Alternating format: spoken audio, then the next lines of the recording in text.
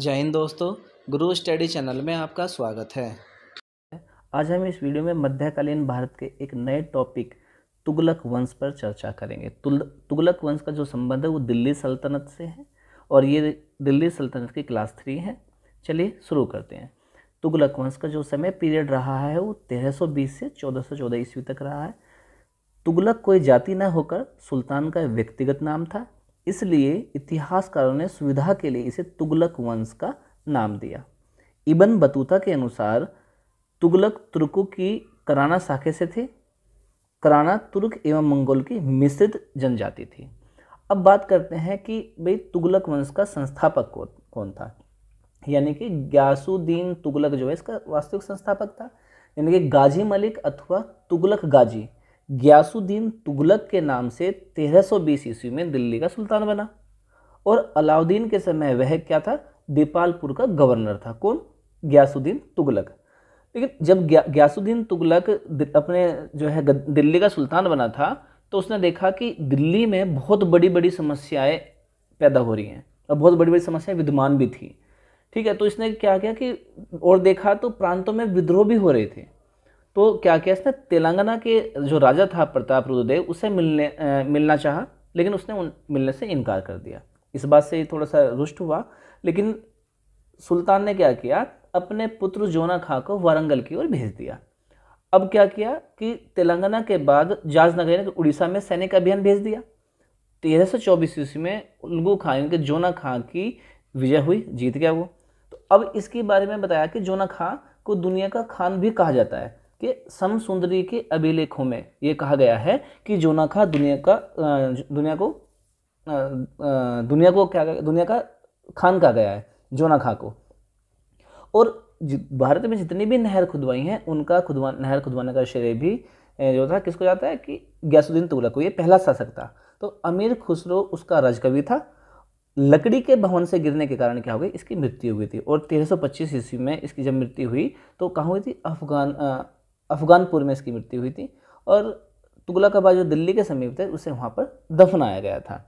बात करते हैं और थोड़ी सी ग्यासुद्दीन तुगलक पर। 1320 से 1325 ईस्वी तक इसका शासनकाल रहा। ग्यासुद्दीन तुगलक तुगलक वंश का संस्थापक था। यह गाजी की उपाधि धारण करने वाला पहला सुल्तान था। इसने दिल्ली के समीप तुगलकाबाद के नाम से नया किला बनवाया था। अमीर खुसरो की प्रसिद्ध कृति तुगलकनामा में ग्यासुद्दीन तुगलक के इतिहास की जानकारी मिलती है। देखिए, तुगलकनामा किसके द्वारा लिखी गई पुस्तक है, अमीर खुसरो। अमीर खुसरो किसका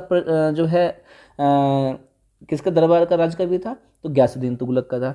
अब ग्यासुद्दीन तुगलक के जो है बारे में जो जानकारी, इतिहास की जानकारी किसमें मिलती है, तुगलकनामा में। तो यहाँ से कई तरह से स्टैटिक्स के क्वेश्चन बन जाते हैं। चलिए आगे चलते हैं कि मंगोलों को पराजित करने के कारण ग्यासुद्दीन तुगलक मलिक उल गाजी के नाम से प्रसिद्ध हुआ। सिंचाई के लिए नहर निर्माण करने वाला प्रथम सुल्तान था ये। प्रथम सुल्तान कौन था, ग्यासुद्दीन तुगलक। ग्यासुद्दीन तुगलक ने उदारतक नीति अपनाई, जिसे बरनी में रस में मियान अथवा मध्यपंथी नीति कहा है। इसके समय डाक व्यवस्था श्रेष्ठ थी। इसने लगभग संपूर्ण दक्षिण भारत को दिल्ली सल्तनत में मिला लिया। दक्षिण भारत पर इसने क्या अपने छोटे छोटे से अभियान किए, बड़े अभियान भी चलाए, जिसके कारण उनके सभी राजाओं को हराकर क्या क्या अपने अधीन कर लिया था। ओलिया ने ग्यासुद्दीन के बारे में कहा था कि हुनुस दिल्ली दुरस्त, कि अभी दिल्ली दूर है। इसके बाद आता है मोहम्मद बिन तुगलक। देखिए, 1125 ईस्वी में ग्यासुद्दीन तुगलक की जब मृत्यु हुई तो उसका पुत्र जोना खां मोहम्मद बिन तुगलक की उपाधि धारण करके दिल्ली का सुल्तान बना था। और उसका नाम कई संज्ञाओं से जोड़ा जाता है, जिसका अंतर्विरोधों का विस्मयकारी मिश्रण, रक्त का प्यासा, परोपकारी, बदनसीब, आदर्शवादी, इस कई जो चीज़ें हैं इसके नाम से लिखी गई हैं। तो बरनी के अनुसार सारा जो साम्राज्य है 12 मुख्य भागों में बटा हुआ था। इसका पूरा साम्राज्य 23 प्रांतों में बटा था, लेकिन बरनी सुल्तान की 5 मुख्य योजनाओं को उल्लेख करता है, लेकिन वह इसे क्रम में प्रस्तुत नहीं करता, क्रमानुसार नहीं लगाता से।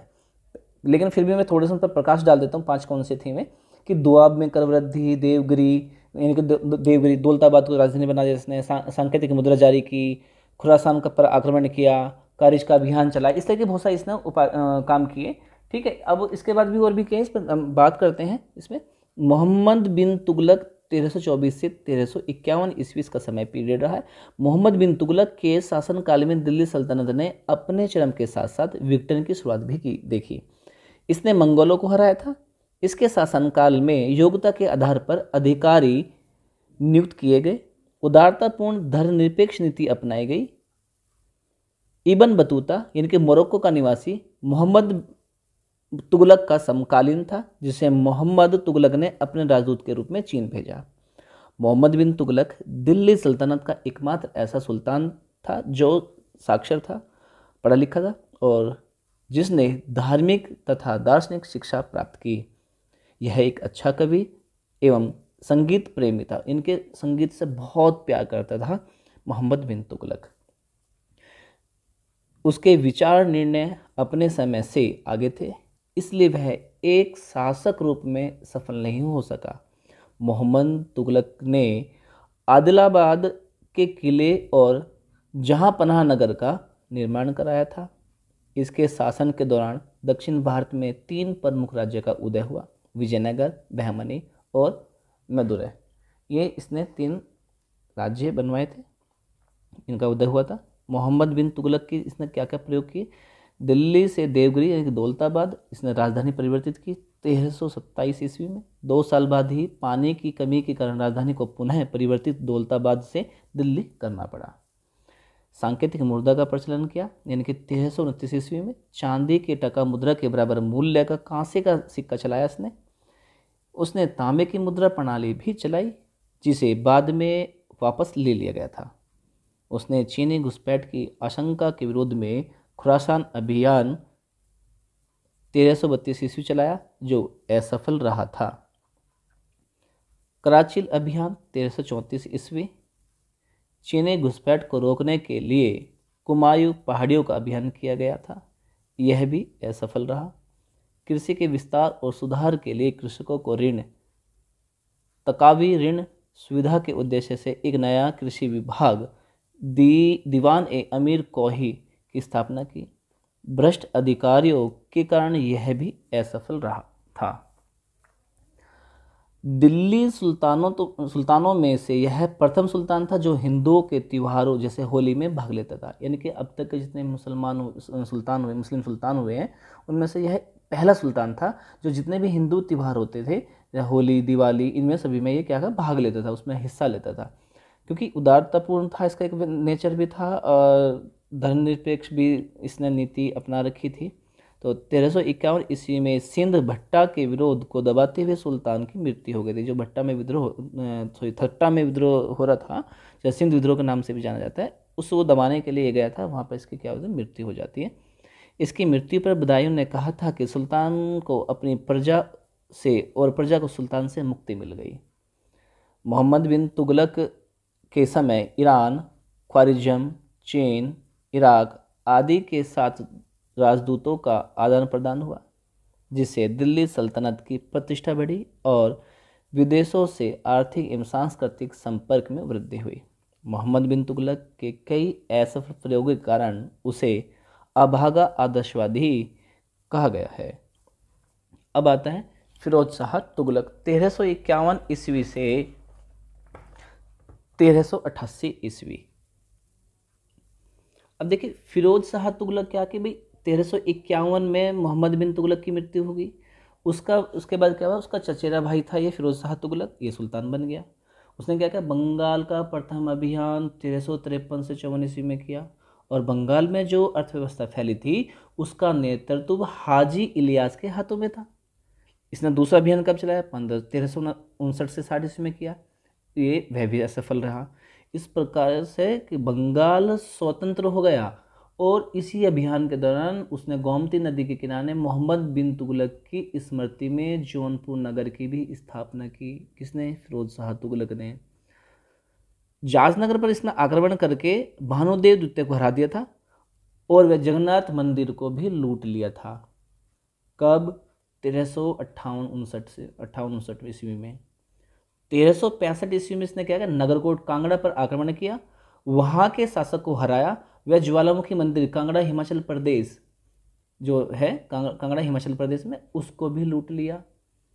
फिरोज के राज्यकाल के अंतिम चरण में गंभीर राजनीतिक तथा आर्थिक संकट उत्पन्न हुए। उसकी मृत्यु के कुछ वर्षों के बाद तुगलक साम्राज्य छिन्न भिन्न होकर कई राज्यों में बट गया था। जो फिरोज के सरकारी पदों की वंशानुगत बना दिया था, उसने सैनिकों के पद को वंशानुगत बनाकर सैनिकों की योग्यता की जांच करने के सरकारी अधिकार को तिलांजलि दे दी थी। इस काल में क्या हुआ था कि कुछ नए नगर हिसार, फिरोजाबाद, जौनपुर आदि बसाए गए थे। टोपरत एवं मेरठ से अशोक स्तंभ को दिल्ली भी ही लाया गया था। इसने हांसी तथा सिरसा के क्षेत्रों में पानी की कमी को दूर करने के लिए नहरें भी खुदवाई थी। ठीक है। और जो सिंचाई कर के लिए था, हाब ए शर्ब नाम से कर दिया था, जो 1/10 लगाया जाता था। नए विभाग भी बनाए थे इसने, फिरोज तुगलक ने थे न, जो 10 नए विभाग थे। इसमें दीवाने खैरात दान विभाग था, ये दारुल ए सफ़ा निःशुल्क अस्पताल विभाग, दीवाने बंदगान दास विभाग, रोजगार विभाग और दीवाने खाना यानी कि कारखाना विभाग। राज्य के अधीन 36 कारखाने थे। ठीक है। इसी के काल में संगीत पर प्रसिद्ध पुस्तक बुनियातुल यानी कि गुन्निया की रचना हुई थी और 1388 में फिरोज तुगलक की मृत्यु हो गई थी। ठीक है। अब बात करते हैं फिरोज शाह तुगलक में और थोड़ी सी, कि फिरोज शाह तुगलक ने अमीरों, सेना, उलेमाओं को संतुष्टि करने का भरसक प्रयास किया था। इसके साथ ही फिरोज शाह तुगलक ने केवल ऐसे क्षेत्रों पर अपना प्राधिकार जताने की नीति अपनाई जिन्हें केंद्रीय नियंत्रण में रखा जा सके। तेलुगु ब्राह्मण मलिक मकबूल खान ए जहां को वजीर प्रधानमंत्री नियुक्त किया गया। उसने सेना और अमीर के लिए वंशानुगत सिद्धांत को आगे बढ़ाया। इस प्रकार एकता प्रणाली को पुनर्जीवित करने के साथ साथ इसे वंशानुगत भी बनाया गया। फिरोज शाह तुगलक के शासनकाल में मलिक सरवर एक प्रभावशाली अमीर था जो कुछ समय तक वजीर भी रहा था। मलिक सरवर ने अपनी स्वतंत्रता की घोषणा की और मलिक उस सर्क पूर्व की सुल्तान की उपाधि धारण की। मलिक सरवर ने जौनपुर पूर्व का सिराज से शासन किया। पद्मावत में रचयिता, इनके जो पद्मावत के जो रचयिता हैं कौन, मलिक मोहम्मद जायसी जौनपुर में रहते थे। तो ये क्वेश्चन भी बन जाता है कि पद्मावत के रचयिता कौन है, तो मलिक मोहम्मद जायसी पद्मावत के रचयिता हैं। ये कहाँ रहते थे? जौनपुर में रहते थे। ठीक है। चलिए, उलेमा वर्ग की संतुष्टि करने के लिए फिरोज शाह तुगलक ने निम्नलिखित निर्णय लिए। मुस्लिम महिलाओं को मज़ारों में जाने से प्रतिबंधित कर दिया था। उलेमाओं को अनेक रियायतें दी गई। जजिया को एक पृथक कर बनाया गया। गौरतलब है कि पहले जजिया कर भू राजस्व का ही भाग होता था।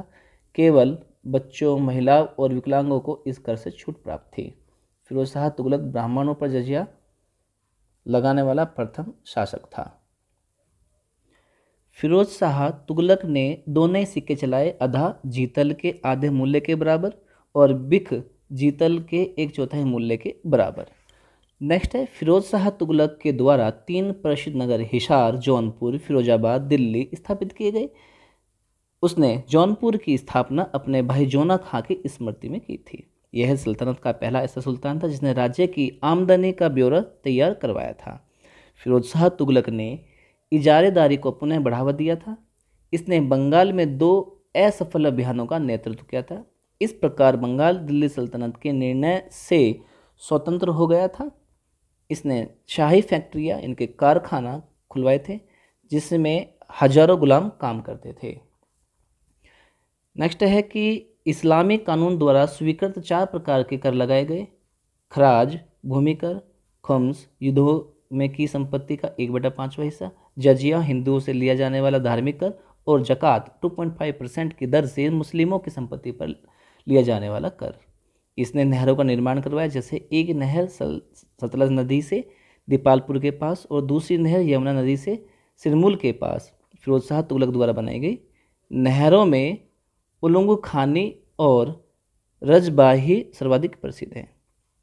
वह पहला ऐसा सुल्तान था जिसने सर्ब सिंचाई कर नामक कर लगाया। फिरोज शाह तुगलक ने एक रोजगार दफ्तर स्थापित किया एवं एक दीवान ए खैरात विभाग की स्थापना की, जिससे अनाथ स्त्रियों और विधवाओं की आर्थिक सहायता की जाती थी। फिरोज शाह को मध्यकालीन भारत का कल्याणकारी निरंकुश व सल्तनत युग का अकबर कहा जाता है।